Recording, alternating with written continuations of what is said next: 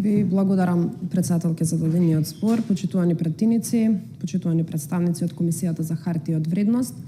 Ќе ми дозволите во целост да не се согласам со она што е наведено пред се во извештајот, но и она со што го започнавте вашето излагање. Велите дека сте горди на постигнатото, а бројките го покажуваат спротивното.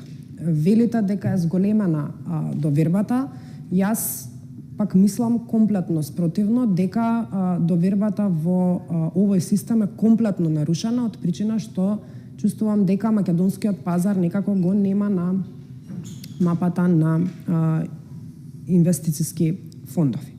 Сега, јас ќе зборувам за тоа како би можело да се дојде до еден намален пазар на капитал, кој што практично значи сооднос помеѓу понуда и побарувачка на долгорочни хартии од вредност, што при тоа па значи дека ќе се придонесе кон навистина зголемен раст на економските движења во државата, а со тоа ќе дојдеме и до раст на бруто домашниот производ. Сега доаѓаме до една статистика која што ја видовме пред неколку седмици овде на Комисијата за финансирање и буџет, каде што видовме каква е состојбата и кондицијата на буџетот и какви се состојбите во делот на економијата. Направив една анализа каде што споредив 2023 година со 2018 година, дури и вие сами во вашиот говор наведовте дека имате намалување дури и од 2022 година за вкупниот промет на берзата за хартии од вредност. Односно, од 2018 до 2023 ние имаме намалување за 55%, а имавме зголемени цени и требаше состојбата да биде малку поинаква. Сега, кои се резултатите од сето тоа?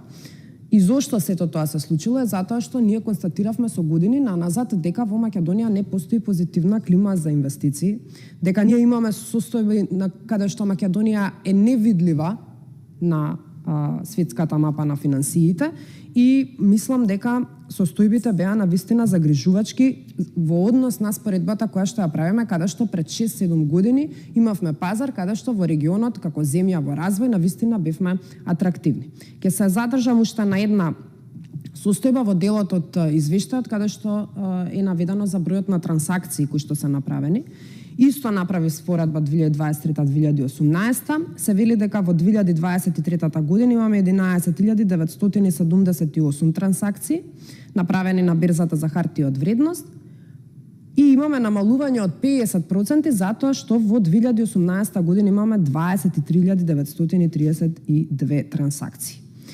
Сега, мислам дека ваквите показатели ни покажуваат дека ни е отежнат целиот овој пристап до нашиот пазар на капитал и ценам дека како институција која што навистина има клучна можеби улога во подобрување на економските движења, сте можеле, особено 2023 година, да имате малку поинаков пристап во делот на состојбите кои што ги гледаме. Извештајот сам по себе има многу други параметри, но во интерес на времето ценам дека овие беа можеби најважни на кои што ќе се задржам да ги споменам. Благодарам.